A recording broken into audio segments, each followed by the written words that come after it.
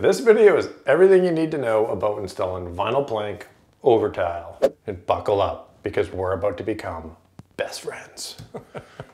Before you get installing any type of floor, it's important to read the installation guide. Little pro tip on how to find that. It's not always obvious. There is some basic guides on usually the box of flooring, but if you open up the flooring,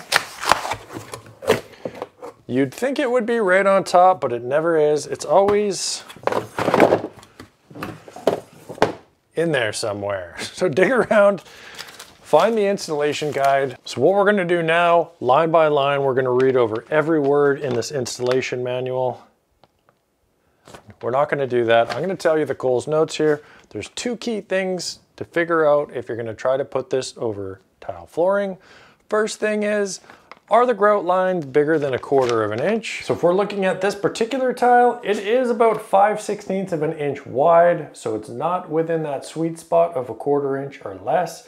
And as well, there's a bit of a chamfer on this tile, so it definitely has a big dip towards all the grout lines, so it'll have to be filled in. And the second more important thing to consider, is there more than 1/4 inch hump or dip in the floor over 10 feet? So if we grab a 4-foot level, and this shim is slightly under 1/8 of an inch, so if you put this level in any position on the floor, can you slide the shim underneath? So let's go around and check that out. So it can be a very difficult thing to figure out the flat and the humps in your floor. It's not as easy as it looks. So take your time with your straight edge and just confirm in various spots and angles exactly what's going on. When you think you've got it figured out, mark out the low spots, mark out the high spots. That's gonna help you when you get to the next phase of leveling this out. The pre-mixed floor patch is not a bad way to go, but it can be a bit of a chore getting it nice and flat and level. So what I would recommend and what I'm gonna do here is use some self-leveling cement. And that's a bit of a process in and of itself, so let's get into that. So before you get using the self-leveling, there's a couple things you need to do. Number one, you need to ensure that the self-leveling concrete isn't gonna spill into some areas. Alongside the wall where the tile butts in there, I'm gonna end up using some caulking that I have from another video. It's brown, probably never gonna use it. So I'll fill up that void with some caulking. You could use like tuck tape or even painter's tape to do that. Around this heat register, I have just put some tape along the bathtub. I've taped that as well, just so that it's not gonna get concrete all over the nice bathtub. And then I'll need to build some type of a dam over by the doorway, just so that the concrete doesn't flow right out onto the carpet. I'm not gonna be putting much of this. I do not wanna build this floor up whatsoever. I pretty much wanna just cover in the grout lines and then any of the low spots, just a tiny little bit. And then the final step before you put down the self-leveler is to prime the surface with some acrylic primer. So I'm gonna walk you through these steps. They're a little tricky, so watch carefully. There's no magic secrets to priming the floor here. You're just gonna be covering the entire floor. I have this ridiculously small little foam brush. You'd probably be better off with like a 1/4 inch nap roller or a bigger brush, but this is gonna get the job done. The reason why I only got this small brush is I wasn't envisioning any low spots. So if you're just gonna be filling in all the grout areas, then you'd only need to prime the grout areas. But because there's a bunch of low spots, I'm just gonna prime the whole thing. So with the primer, you can pretty much just dump some of it on and then spread it around with the foam brush. That's working quite nicely. The primer is all dry. Before we get mixing the self-leveling patch, let's talk a little game plan here.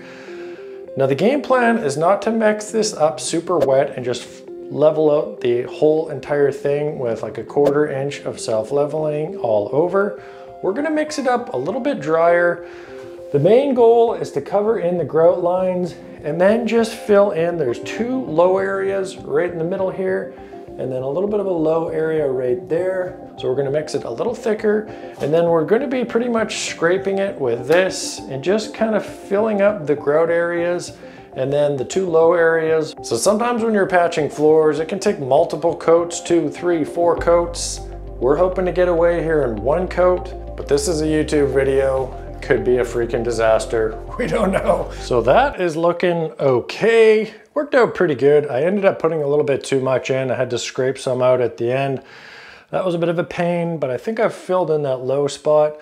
So we're gonna let that dry up for a couple of hours. So the floor is all patched up. It's ready to install a vinyl plank on. Now there's a critical step here that I wasn't able to articulate as it was happening because it was later in the day. My family was home. There's a bunch of things going on. I got some B-roll. You might be watching that pretty quick.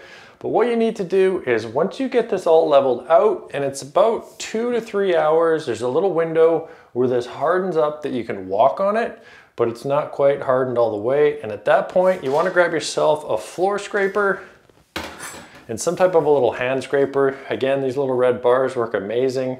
And just scrape off any of the ridges. Get your 4-foot level in there. Check it for level.